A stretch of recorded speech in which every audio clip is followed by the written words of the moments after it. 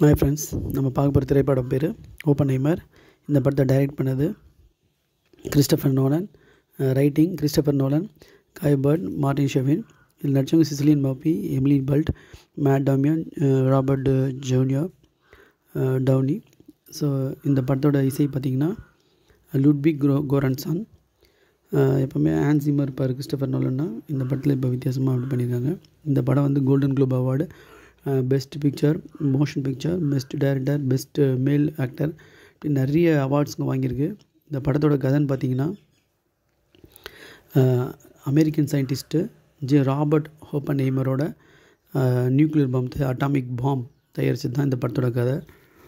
முதல் எடுத்தோடனே அவர் வந்து அந்த கோர்ட் சீனில் எப்படி அவரை வந்து குற்றவாளி ஆகுறாங்க, அப்புறம் எப்படி அவரை ட்ரீட் பண்ணுறாங்க, அவர் எப்படி இந்த பாம் தயாரித்தார், அது எப்படி டெஸ்ட் பண்ணாங்க, அப்படி தான் இந்த படத்தோட கதை. இந்த படத்தோட இந்த பாம் டெஸ்டிங் தான் படத்தில் ஹைலைட் சீனு. போன வருஷம் 7ஆம் மாதம் இந்த படம் வந்திருக்கு. 23வது வருஷம் 2023 7வது மாதம் இந்த படம் வந்திருக்கு. இன்னமும் சென்னையில் ஓடிட்டுருக்கு. இப்போ நான் ரிவ்யூ பண்ணுற டேட் வந்து 23/2/2024. இன்னமும் இந்த படம் வந்து சக்ஸஸாக சில தேட்டரில் சென்னையில் ஓடிட்டுருக்கு. அது ஒரு பெரிய விஷயம். இந்த படத்தில் அடுத்தது கேமராவும் சவுண்ட் எஃபெக்டும் சொல்லணும்.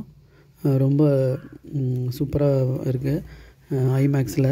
அதுவும் அந்த ஐமேக்ஸ் எஃபெக்ட் இதில் பார்க்கும்போது ஒரு சீனும் வந்து ரொம்ப சூப்பராக இருக்குது. அந்த பிளாக் அண்ட் ஒயிட் ஷார்ட்ஸ் வரும், அப்புறம் அந்த கலர் ஷார்ட்ஸு, அப்புறம் அந்த பாம் வெடித்தோடனே அது கிராஃபிக்ஸே இல்லாமல் எடுத்ததாக சொன்னாங்க. ஸோ அந்த கிராஃபிக்ஸே இல்லாமல் எடுத்த சீன்ஸு ரொம்ப தத்ரூபமாக இருந்துச்சு.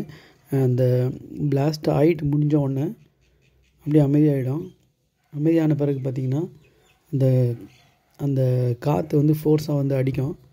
அதுக்கப்புறம் எல்லாம் எழுந்து அப்படியே பார்த்து நின்று கை தட்டுவாங்க. அது மாதிரியான சில சீன்ஸ்லாம் ரொம்ப நல்லா இருந்துச்சு. ஆனால் நிறைய சீன் திரைக்கதையாக பார்க்கும்போது ரொம்ப போர் அடிச்சது உண்மையிலே. பேசி பேசி ரொம்ப போர் அடிக்க வச்சுருந்தாங்க. அப்புறம் அவரோட நிறைய கெட்டப்ஸ் நல்லா இருந்துச்சு.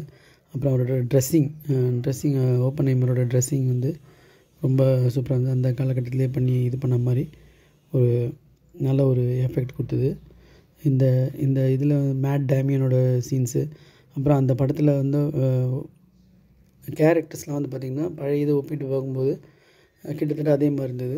காந்தி படத்தில் வந்த மாதிரியே நேருன்னு பார்க்குற மாதிரி அது மாதிரி நிறைய இது இருந்தது. ஓப்பன்ஹைமரோட பாடி லாங்குவேஜு, ஈவன் அந்த ஒல்லியாக ஆகிறது, வயசாக ஒல்லியாக ஆகிறது, அது மாதிரிலாம் வந்து ரொம்ப நேச்சுரலாக இருந்தது. கேப் ஒன்று சிகரெட் பிடிக்கிற சீனு அதெல்லாம் வந்து ரொம்ப ஸ்டைலாகவும் ரொம்ப ஆக்டிவாக இருந்தது. Thanks friends.